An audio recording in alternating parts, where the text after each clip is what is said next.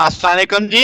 आज का लेक्चर हमारे पास जेएफईटी की हम बाइसिंग देखेंगे। तीन मुख्तलिफ तरीकों से ये बाइसिंग्स होती हैं, तो तीनों को बारी बारी देखेंगे। तो पहली चीज क्या देखेंगे कि जेएफईटी की बाइसिंग हम बाइस बैटरी कहेंगे, इसे गेट बाइसिंग भी कहते हैं।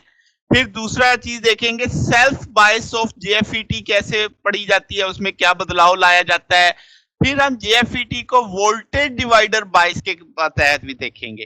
तो तीन टॉपिक है। बुनियादी तौर पे आपके पास तीन मुख्तलिफ तरीकों से हम कहेंगे कि जेएफईटी की बाइसिंग स्टडी की जाती है। सबसे पहले शुरू करते हैं जेएफईटी की बाइसिंग बाय बाइस बैटरी। आप सर्किट देख रहे हैं, वीडीडी आपके पास है। तो अब आपने एक बैटरी लगाई माइनस वीजीजी। अब आपके पास ये माइनस इसलिए है ताकि गेट को रिवर्स बाइस रखा जा सके।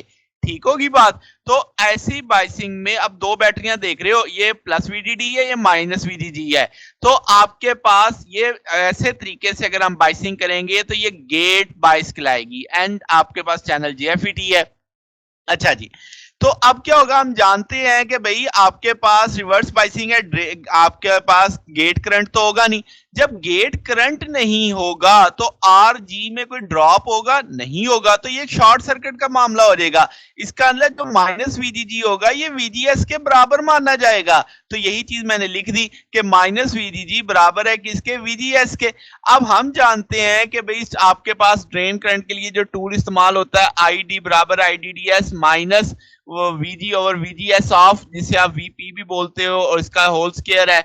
अब अगर हम कहें वीडीएस निकालने तो सिंपल किरचॉफ का रूल लगाएंगे। वीडीएस यहाँ पे जो ड्रेन और सोर्स के बीच में ड्रॉप हो रहा है वो वीडीडी से चलेगा। अब minus ID are minus VGS आ जाएगा, वो दूसरी तरफ ले जाके पॉजिटिव कर लेंगे। तो इस तरीके से इसे लिखा जा सकता है। तो ये आउटपुट वीडीएस हमेशा। अच्छा, एक चीज पहले बता दूं, ये तीनों बाइसिंग के अंदर वीडीएस का टूल यही रहने वाला है, उसमें कोई बदलाव नहीं आएगा।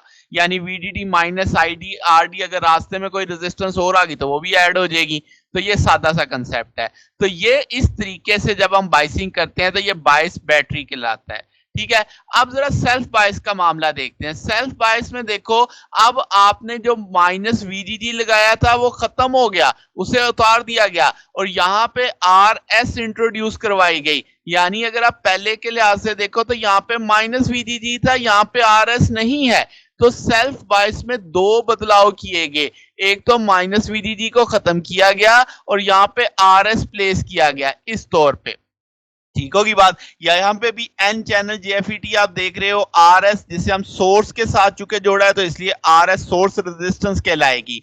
अब चूंकि हम डीसी एनालिसिस पढ़ रहे हैं इस चीज का, तो आपके पास जितना करंट ड्रेन में से गुजरता है उतना ही सोर्स में से गुजरता है। तो करंट का तो मसला नहीं, आईडी आरडी से यहाँ का ड्रॉप आ जाएगा, आईडी आर एस से यहाँ का ड्रॉप आ जाएगा, क्योंकि आईडी और आपके पास आई एस बराबर होते हैं। अच्छा जी, तो इसका मतलब आपने ड्रॉप का समझ लिया कि वी एस का ड्रॉप कैसे निकाला जाएगा।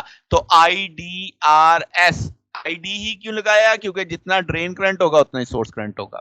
अच्छा जी, अब मैं जानता हूं कि भाई गेट पे तो करंट होता नहीं, जब नॉर्मल वर्किंग आप देखते हैं जेएफईटी की, तो इसका मतलब आरजी पे भी कोई ड्रॉप नहीं होगा, तो ये वीजी आपका जीरो हो जाएगा। तो अगर आप यहाँ पे किरचॉफ रूल लगाते हैं तो वीजीएस बराबर आता वीजी माइनस वीएस के, वीजी जीरो हो गया तो माइनस आईडी आर एस आ जाता। तो ये वीजीएस बराबर आ गया माइनस आईडी आर एस। वही बात आ गई कि नेगेटिव रिवर्स में क्यों आया, ताकि आप उसे रिवर्स बाइस बना सकें।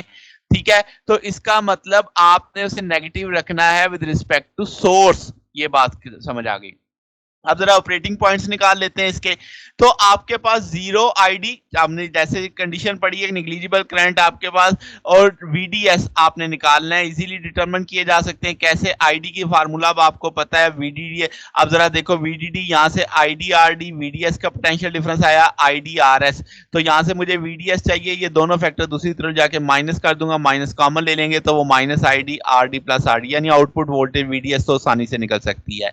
अब ये मसला गया कि भाई आईडी आईडीडीएस माइनस वीजीएस, वीजीएस हमें पता है किसके बराबर है, माइनस आईडी आरएस। वो वैल्यू लगाएंगे, फिर इसको सॉल्व करके वो एक फार्मूला निकाल सकते हैं। वो एक लाइन का आपके पास आ जाएगा जिसमें से आपकी स्लोप जो बनेगी ऑपरेटिंग पॉइंट में वो वीजीएस ओवर आईडी आ जाएगा। ठीक है, आरएस अब आपके पास वो वैल्यू आ गई। तो इसका मतलब क्या हुआ कि गेट रेजिस्टेंस जो आर जी है ये आपको इफेक्ट ही नहीं करती जो वोल्टेज अक्रॉस पे जीरो हो रही होती है, ठीक है। तो इसका मतलब ये हुआ कि आपके पास सारा किरदार आर एस का है, सोर्स रेजिस्टेंस का। ये चीज हमें ज्यादा अच्छी समझ आएगी जब हम वोल्टेज डिवाइडर को समझेंगे। तो अब अगर हम के मिड पॉइंट बाइसिंग, जो आप ये कर्व देख रहे हैं कि यहाँ पे ये जीरो है और आईडीएस, तो जीरो और आईडीएस के दरमियान में अगर मैं कहूं तो आईडीडीएस डिवाइडेड बाई 2, तो ये मिड पॉइंट बाइस कहलाएगा। तो अब ये जो आपने टूल बनाया हुआ है इसमें मैं VGS ऑफ डिवाइडेड बाई 3.4 रखूंगा, तब ये 0.5 IDD के बराबर आएगा। तो इसका मतलब ये हुआ कि आपके पास इस वैल्यू पे, यानी जब आप सिग्नल अप्लाई करोगे तो मैक्सिमम ड्रेन करंट आपके पास आएगा, स्विंग करेगा। ओके होगी बात। अच्छा जी, अब वोल्टेज डिवाइडर की बात करते हैं। तो वोल्टेज डिवाइडर में अगेन मैंने एन चैनल JFET लिया है। अब आप देख सकते हो R1 और R2 आपको ये सीरीज में लगी हुई दिख रही हैं, ठीक है। और आपके पास इस तरीके से RD और RS, ये तो पिछले वाला ही मामला है सारे का सारा। अब ये जो पोटेंशियल है नीचे से सेम है, यानी जितना R2 के की ड्रॉप हो रहा है उतना ही RS, तो ये कॉमन कर दिया मैंने इसलिए। तो अब इसका मतलब V2 यानी जितना पोटेंशियल ड्रॉप V2 पे होगा वो VG माना जाएगा, ठीक है, क्रॉस R2।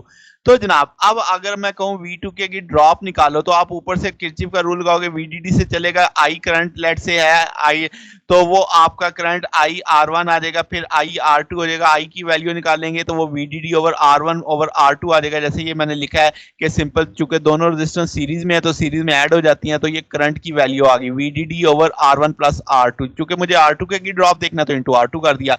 तो जनाब अब ये है मेरे पास V2 आ गया आपके पास। तो यहां से अगर मैं कहूं कि नीचे वाले लूप से किरचॉफ का रूल लगाओ तो V2 बराबर आ जाएगा VGS माइनस ID RS आ जाएगा, क्योंकि वो दूसरी तरफ जाके नेगेटिव कर देंगे। तो VGS गेट और सोर्स के दरमियान जो वोल्टेज है वो V2 माइनस ID RS के बराबर आ जाएगा। तो अब आपने क्या किया कि अब चूंकि मैंने ID यहाँ पे लफ्ज बोल रहा हूँ, चूंकि यहाँ पे सोर्स रेजिस्टेंस है, तो आपके ज़हन में ये ना है कि सोर्स करंट है। मुझे पता है सोर्स करंट और ड्रेन करंट क्या होते हैं, बराबर होते हैं, तो इसलिए मैंने ID चलाया है, ठीक है। तो अब ID RDS को इस तरीके इतना रखा जाता है कि इसकी वैल्यू जब इसमें से माइनस हो तो जवाब माइनस में आए, क्योंकि VGS को नेगेटिव रखना होता है, रिवर्स बायस में रखना होता है, ताकि ड्रेन आपका जीरो हो सके। तो अब आपके पास क्या है जनाब कि अगर हम कहें ये प्रॉपर वाइसिंग वोल्टेज हो जाएगी। यहाँ से आप VGS में जो टूल बनाया अभी अभी आपने, यहाँ से आप ID की वैल्यू निकाल सकते हैं। ID की वैल्यू निकाल के थोड़ा सा अरेंज करें तो V2 तो कांस्टेंट है, इसके जो ड्रॉप होना है हमेशा होना ही होना है, RS भी कांस्टेंट है।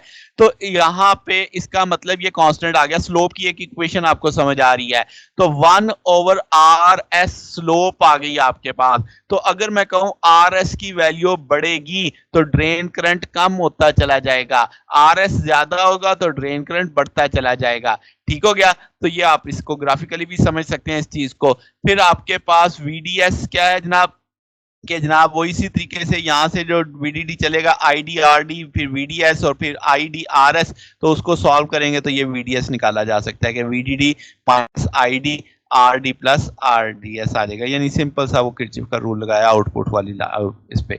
तो जनाब ये हमारा आज का टॉपिक था। आपने देखा 3 तरीके से JFET को बाइस किया जा सकता है, तीनों के सर्किट्स देखे, तीनों के लिए इक्वेशन, ऑपरेटिंग पॉइंट्स को समझा। तो ये हमारे पास आज का टॉपिक था। अगर आपको इसमें कोई बात पूछनी हो, डाउट हो, तो नीचे कमेंट्स में पूछ सकते हैं। वीडियो अच्छी लगी हो तो वीडियो को लाइक कीजिएगा, दोस्तों के साथ शेयर कीजिएगा, चैनल को भी सब्सक्राइब कर दीजिएगा। अब तक के लिए इतने, बाकी इंशाल्लाह फिर नेक्स्ट देखेंगे। ओके, अल्लाह हाफिज।